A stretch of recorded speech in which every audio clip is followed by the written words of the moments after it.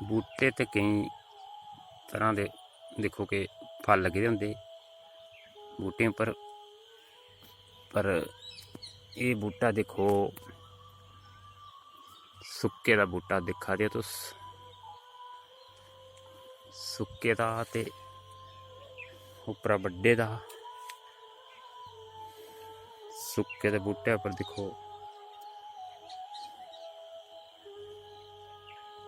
ऊपर फल लगे दे देखो ऊपर देखो फल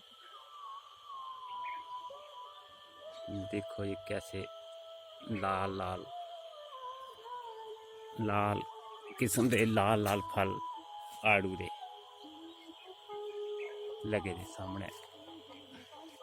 देखो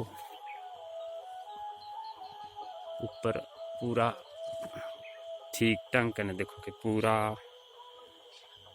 सुक्के दा बूटा ऊपर फल लगे दे देखो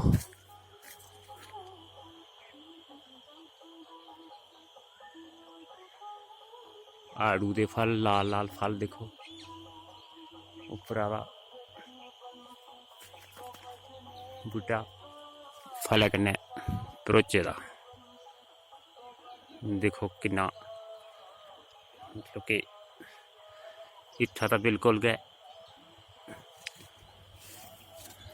सुक्के दा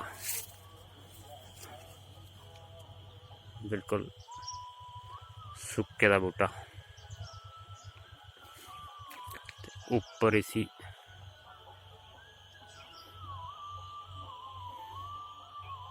फल लगे थे हरे हरे पत्तर ते लाल लाल फल